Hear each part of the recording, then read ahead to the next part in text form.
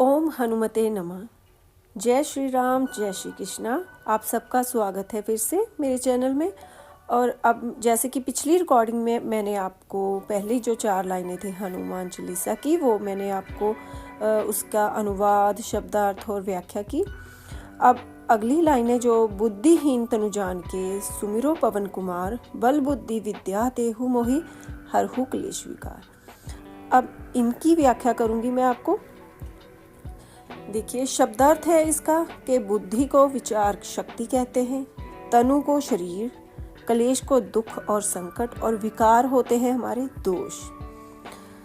और इसका अनुवाद है कि हे पवन कुमार, मैं अपने को बुद्धिहीन जानकर आपका स्मरण कर रहा हूँ, ध्यान कर रहा हूँ। आप मुझे बल, बुद्धि और विद्या प्रदान करके मेरे समस्त कष्टों और द्वेषों को दूर करने की कृपा कीजिए। और इसकी व्याख्या में बुद्धिहीन तनु जान के, इसका ये है कि तनु का संकेत तन से है। तन का अर्थ है शरीर। तुलसीदास जी कहते हैं कि हे हनुमान जी, मैं बुद्धिहीन हूँ, जो मैं अपने को देह आत्मा ना मानकर देह मतलब कि शरीर मान बैठा हूँ। लगता है मुझ में विचार करने की शक्ति नहीं रही। मैं भूल गया कि शरीर तो नाशवान है और आत्मा अजर, अमर और अविनाशी है।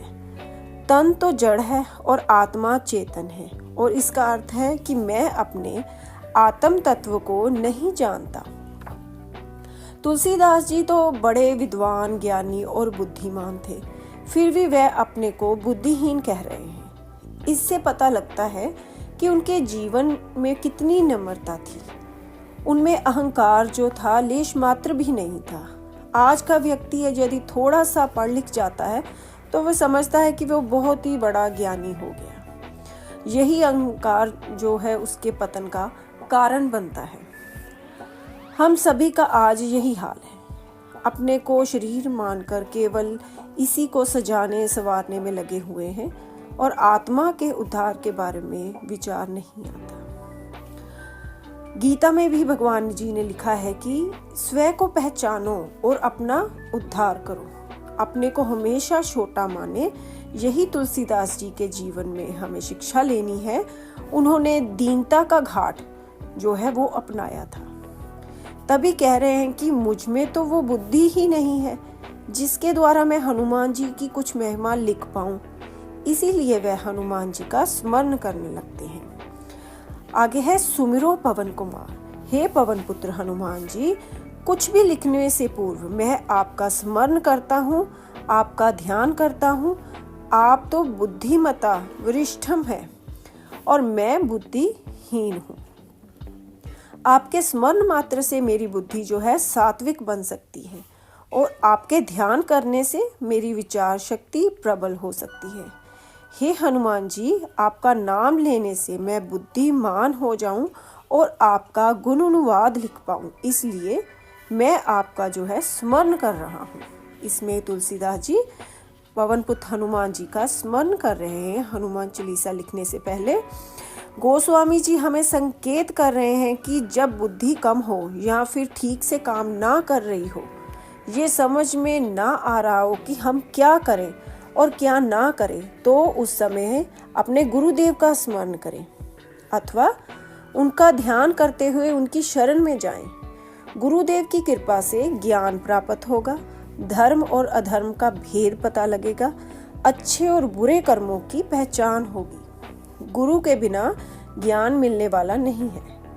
अर्जुन जब धर्म और अधर्म के बारे में निर्णय नहीं ले कर पा रहे थे तो उन्होंने भगवान से प्रार्थना की कि हे केशव, मैं आपकी शरण में हूँ, जिससे मेरा निश्चित रूप से कल्याण हो, वही मुझे उपदेश दीजिए। और अर्जुन की ये प्रार्थना को सुनकर भगवान श्री कृष्ण ने गीता जैसा दिव्य ज्ञान जो है उन्हें प्रदान किया और जिस ज्ञान को पाकर अर्जुन जो है तृप्त हो गया। आगे है बल बुद्धि विद्या देहु मोहि।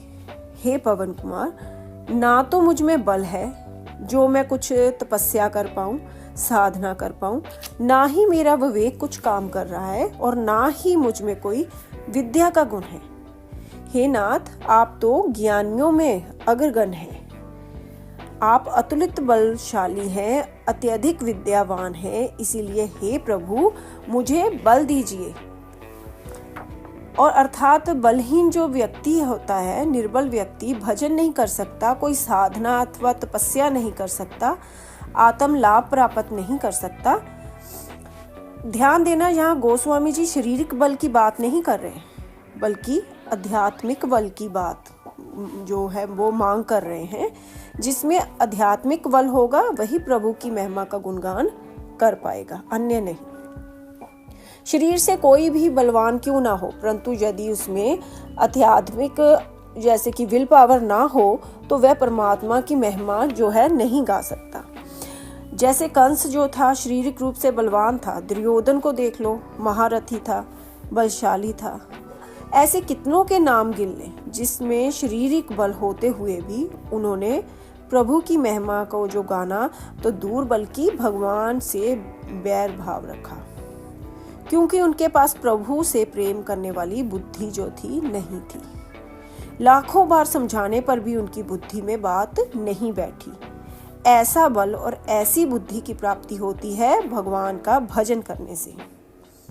जो लगातार प्रेम से मेरा भजन करते हैं, भगवान ने गीता में लिखा है कि मैं उसे पवित्र बुद्धि तथा तत्व ज्ञान जो है प्राप्त कराता हूँ, जिसको पाकर वे मेरी प्राप्ति कर जाते हैं। इसीलिए तो गोस्वामी तुलसीदास जी हनुमान जी का स्मरण कर रहे हैं कि यदि उनका ही भजन कर रहे हैं, भजन करने से आंतरिक बल बढ़ता है और बुद्धि जो है सात्विक बनती है। गोस्वामी जी बल और बुद्धि के अतिरिक्त विद्या को भी मांग रहे हैं। हे पवन पुत्र, मुझे विद्या का भी दान दीजिए। कैसी विद्या? बोले आध्यात्मिक विद्या। हे नाथ, आप तो विद्यावान हैं, विद्यावान गुणी अति चातुर। तुलसीदास जी ने लौकिक विद्या की मांग नहीं की, बल्कि आध्यात्मिक विद्या की मांग की है। ऐसी विद्या के लिए प्रार्थना की है जो ब्रह्मा से मिला दे। गीता में भगवान जी ने लिखा है, संपूर्ण विद्याओं में आध्यात्मिक विद्या जो है मैं ही हूँ, ब्रह्म विद्या। आध्यात्मिक विद्या से बढ़कर और कोई विद्या नहीं है। संसारिक विद्या प्राप्त करके कोई व्यक्ति डॉक्टर बन सकता है, वकील, इंजीनियर बन सकता है, परंतु वह भगवत प्राप्ति कर जाए वो जरूरी नहीं कि वो कोई पढ़ा लिखा ही कर सकता है। एक अनपढ़ व्यक्ति होते हुए भी आध्यात्मिक विद्या के बल पर प्रभु भक्त बन जाता है और भगवान की प्राप्ति कर जाता है। आज तक जितने भी भक्तों की कथाएं मिलती हैं, अधिकतर उनमें अनपढ़ भक्त ही हुए हैं जिन्होंने भगवत प्राप्ति की है। ये आध्यात्मिक विद्या जो गुरु की कृपा से ही प्राप्त होती है। तभी तो गोस्वामी तुलसीदास जी हनुमान जी के पावन चरणों के में प्रार्थना कर रहे हैं, ब्रह्म विद्या प्राप्त कर जीव बुद्धिमान हो जाता है, उससे सद्बुद्धि की प्राप्ति होती है। बुद्धि का सात्विक होना बहुत ही आवश्यक है, क्योंकि जिसकी बुद्धि खराब हो जाती है, बिगड़ जाती है, उसका तो सर्वनाश ही हो जाता है। और बुद्धि खराब होती है क्रोध से। बुद्धि के सर्वनाश का मूल कारण ही जो है वो क्रोध है। जैसे धृतराष्ट्र, दुर्योधन आदि की बुद्धि जो थी बिगड़ गई, तो परिणाम क्या हुआ? सर्वनाश। रावण की बुद्धि बिगड़ने से उसके सारे कुल का संहार हो गया। इसीलिए बुद्धि का पवित्र होना जीवन के लिए बहुत जरूरी है। पवित्र बुद्धि में विचार भी पवित्र आते हैं, विचार पवित्र होने से कर्म भी पवित्र होते हैं, और फिर कर्म का फल वो शुभ होता है। अंत गोस्वामी तुलसीदास जी ने की तरह भगवान से हमेशा सद्बुद्धि के लिए प्रार्थना करें। आगे है हरहु कलेश विकार। गोस्वामी तुलसीदास जी हनुमान जी के श्री चरणों में प्रार्थना कर रहे हैं कि हे पवन पुत्र, मेरे संपूर्ण कलेश और दोषों को अपनी कृपा से आप नष्ट कर दीजिए, क्योंकि जब तक मुझ में कलेश और विकार रहेंगे मैं आपका गुण अनुवाद नहीं लिख पाऊंगा। योग शास्त्र में क्लेश कितने तरह के होते हैं? 5 प्रकार के कहेंगे। पहला है अविद्या, दूसरा असीमता, तीसरा राग, और चौथा द्वेष, और 5वां होता है अभिनिवेश, मृत्यु का भय। इन पांचों क्लेशों जो होते हैं वो प्राणी में पाए जाते हैं। व्यक्ति अज्ञानता में डूबकर ही मैं करता है और मैं करना ही सर्वनाश की ओर जाना है। बकरा मैं करता है, आखिर एक दिन उसकी गर्दन काट दी जाती है। ये काम मैंने किया, ये मेरा है, मैं ना करता तो ये हो ही नहीं सकता, आदि आदि। ऐसा करने मात्र से जीव अहंकारी हो जाता है। अहंकारी का आज तक भला नहीं हुआ। राग और द्वेष व्यक्ति को रुलाते हैं, वही आग और विष बनकर उसे खा जाते हैं। इसलिए गीता में भगवान ने कहा है कि ना किसी से राग करो, ना किसी से द्वेष, सदा सम रहकर प्रभु भक्ति करो और प्रभु के परम भक्त बन जाओ। मृत्यु का भय व्यक्ति को निर्बल बनाता है। मृत्यु का सदैव स्मरण रखें, परंतु मृत्यु से भयभीत ना हो। मृत्यु तो साक्षात देवी है जो हर प्राणी को एक माँ की भांति अपने हृदय से लगाती है। केवल हृदय से ही नहीं लगाती, अपितु उसे परम शांति प्रदान करती है। तो फिर मृत्यु से कैसा भय? वैसे भी जो जन्मा है वो मरेगा अवश्य।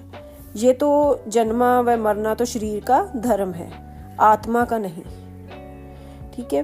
और गीता में भगवान जी ने अर्जुन को यही समझाते हुए कहा है कि ये पांचों क्लेश मिट जाए, इसलिए हनुमान जी की भक्ति जो है वो करें। क्योंकि गीता में भी भगवान ने कहा है कि ये पांचों जो द्वेष है आपको बताए हैं, ये इन द्वेषों से दूर रहना चाहिए। और इसीलिए तुलसीदास जी ने भी इन सारे द्वेषों को अपने अंदर से मिटाने के लिए भगवान हनुमान जी की भक्ति, उनकी जो उपासना की है, उनसे प्रार्थना की है। क्लेश का दूसरा अर्थ है कला ईश। हे हनुमान जी, आप तो सभी कलाओं में निपुण हैं और सभी कलाओं के ईश्वर हैं। अंत हम पर दया करके हमें बल, बुद्धि और विद्या में निपुण बनाएं, कला सिखाएं और हमारे जो है और दुख और संकट द्वेषों का हरण करें। गोस्वामी तुलसीदास जी की लोकप्रियता को सुनकर एक बार बादशाह अकबर ने उन्हें अपने दरबार में बुलाया और उन्हें अपनी प्रशंसा में लिखने के लिए विवश किया। लेकिन तुलसीदास जी ने उनकी जैसे कि उसकी नहीं मानी, क्योंकि वो किसी प्राणी की प्रशंसा में साहित्यिक रचना करने से साफ इनकार कर दिया। सम्राट अकबर को उन पर अति क्रोध आया और उन्होंने क्रोधित होकर उन्हें जेल में बंदी बनाने का आदेश दे दिया था। और आगरा के कारागार में एकांतवास पाकर तुलसीदास जी प्रसन्न हुए। इसे प्रभु की इच्छा समझ राजी रहे। एकांत में प्रभु ने मुझे भजन करने का अवसर प्रदान किया है। उन्होंने ये सोचा कि उन्होंने ये जो जेल की सज़ा मिली है उन्हें पॉजिटिव वे में सोचा। उन्होंने ये नहीं सोचा कि मुझे जेल हो गई है, उन्होंने सोचा कि मुझे तो एकांत मिल गया है, अब मैं प्रभु की भक्ति कर सकता हूँ। तभी उन्होंने हनुमान जो चालीसा है वो लिखना वहाँ पर प्रारंभ किया था। गोस्वामी जी ने अपने ऊपर आए इसी संकट और इसी दुख को दूर करने के लिए संकट मोचन हनुमान जी से प्रार्थना की। और हनुमान जी बड़े से बड़े संकट का नाश करने वाले हैं। संकट ते हनुमान छुड़ावे, मन क्रम वचन ध्यान जो लावे। आगरा के कारागार में बैठकर गोस्वामी जी ने इस हनुमान चालीसा का निर्माण किया था। उनकी प्रार्थना को सुनकर सारी वानर सेना सम्राट अकबर के दरबार में पहुंच गई थी। चारों तरफ वानर ही वानर, सारा नगर वानरों से घिर गया और वानरों ने वहां तहस नहस करना प्रारंभ कर दिया। तभी सम्राट जो अकबर है को विवश होकर संत तुलसीदास जी से क्षमा मांगनी पड़ी। तत्काल उन्होंने तुलसीदास जी को सम्मान पूर्वक जेल से मुक्त किया और वानरों से मुक्ति पाने के लिए प्रार्थना की। और बादशाह अकबर की प्रार्थना को सुनकर तुलसीदास जी ने ये संकट मोचन जो है उसका निर्माण किया था।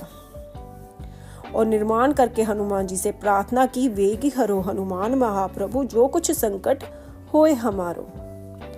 इसलिए संत तुलसीदास जी की प्रार्थना सुनकर हनुमान जी प्रसन्न हुए। उन्होंने अपनी वानर सेना को अदृश्य कर दिया। वास्तव में ये संकट तुलसीदास जी के लिए नहीं था, बल्कि बादशाह अकबर और उसके राज्य के लिए था।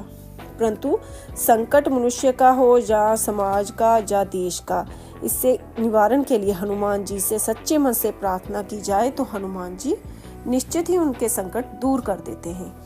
इसीलिए गोस्वामी जी ने कहा है कि को नहीं जानत है जग में, कभी संकट मोचन नाम तिहारो। आगे है विकार। विकार कौन कौन से होते हैं? शास्त्रों में इसका वर्णन आया है। काम, क्रोध, लोभ, मोह, मद, मत्सर। कहीं कहीं अहंकार रूपी विकार को लेकर सप्त विकारों की चर्चा भी की जाती है। ये 7 विकार ही 7 दोष हैं।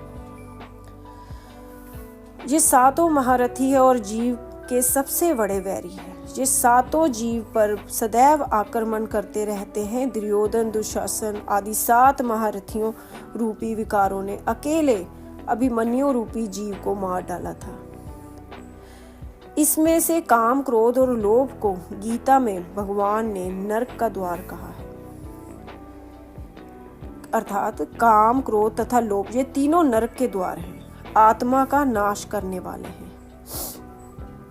और इसीलिए इन तीनों का त्याग हमें त्याग देने चाहिए। यदि जीवन में विकार रहेंगे तो हम आगे नहीं बढ़ पाएंगे। इन विकारों के कारण भजन भी हमारा जो है वो खत्म हो जाता है, क्षीण हो जाता है।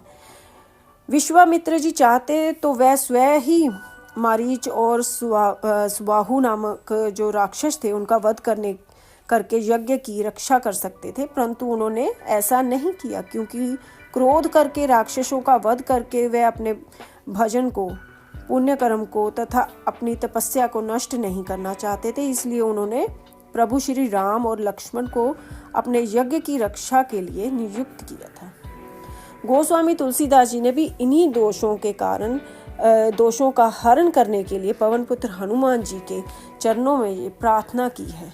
उन्होंने इस प्रार्थना में दीनता और नम्रता है। उन्होंने अपने आप को बुद्धिहीन, बलहीन और विद्याहीन कहकर हनुमान जी के चरणों में स्वयं को समर्पित कर दिया।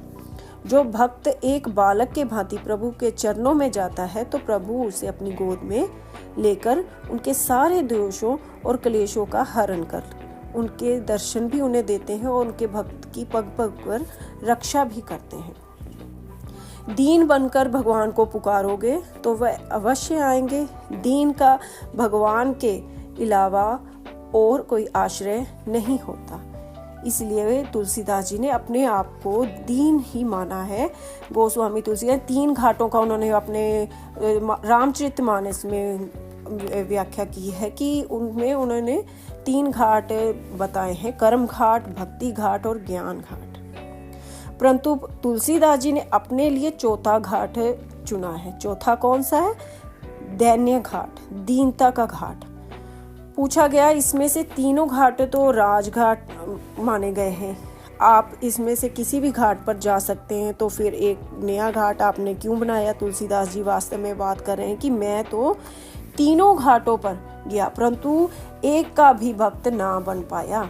सर्वप्रथम मैं कर्म के घाट पर गया तो देखा वहाँ बड़े बड़े कर्मकांडी यज्ञ कर रहे हैं, अनुष्ठान में लगे हुए। मेरे हाथ में काठ की माला देकर एक ने पूछा क्या चाहते हो? मैंने कहा कि मुझे भी इस घाट का भक्त बना दीजिए, कुछ या यज्ञ अनुष्ठान करने की शिक्षा दे दीजिए।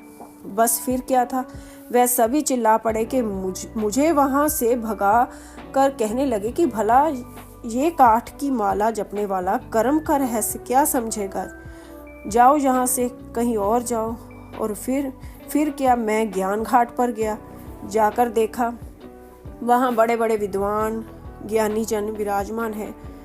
उनमें से मैंने उनसे प्रार्थना की कि वह मुझे भी पैर से लेकर सिर तक देखने लगे और तब बोले, होश में तो है क्या, कैसे आए हो? 2-4 आंसू बहाने वाला भला ज्ञान का मर्म क्या जानेगा, चलो भागो यहाँ से, ज्ञान विहीन कहीं के। हे गोस्वामी जी, तब तो आप भी भक्ति घाट पर चले जाना चाहिए था। भक्ति तो कोई भी करा सकता है, आपके हाथ की माला और नेत्रों के अश्रु भी वहाँ शोभा देते हैं। गोस्वामी बोले, वहाँ भी भाग गया था भाई, तो क्या वहाँ से भी आपको भगा दिया गया? नहीं, वहाँ से भगाया तो नहीं, परंतु जब मैं वहाँ गया तो जाकर देखा कि एक से बढ़कर एक भक्त वहाँ प्रभु की भक्ति में डूबे थे कि प्रभु विरह में पछाड़ खाकर रो रहा था उसके हृदय से प्रभु मिलन की ऐसी तड़फ और व्याकुलता को देखकर मैं आश्चर्य में डूब गया कि मुझे लगा कि मैं तो इस काबिल ही नहीं कि इनके बीच बैठ पाऊं, क्योंकि मुझ में इन जैसी भक्ति लेश मात्र भी नहीं है। अंत उनमें कुछ कहने की हिम्मत ना पड़ी और वापस लौट आया। भक्त ने पूछा, तब तो भगवान आपको मिले ही नहीं होंगे, क्योंकि वह तो 3 रास्ते से ही शीघ्र मिलते हैं। तब नहीं भक्तराज, तुलसीदास जी ने कहा, नहीं, ऐसा नहीं, क्योंकि मैंने 4था रास्ता अपनाया था, वो था दीनता का मार्ग। इस दीनता के मार्ग से मुझे प्रभु की प्राप्ति हुई। मैं दीन होकर प्रभु के द्वार पर पड़ गया। मैंने अपना सारा हल्कापन, अपने सारे दोष, अपनी सारी त्रुटियां भगवान को दे दी और अति दीन होकर पुकार करने लगा कि तुम तो दीनानाथ हो, हम हैं दीन अनाथ, हाथी वाले हाथ से पकड़ो हमारा हाथ। श्री चैतन्य महाप्रभु भी कहते हैं कि भक्त को हमेशा स्वयं को अपने को बिल्कुल भी छोटा से छोटा समझना चाहिए। अंत मैंने अपना जो भाव है, विनय, दीनता प्रभु को सौंप दी, जो इस सरोवर में सुंदर और निर्मल जल का हल्कापन अर्थात पाचन योग्य है। जिज्ञासु भक्त ने पूछा कि अच्छा गोस्वामी जी, आपके दैन्य घाट की और क्या विशेषता है?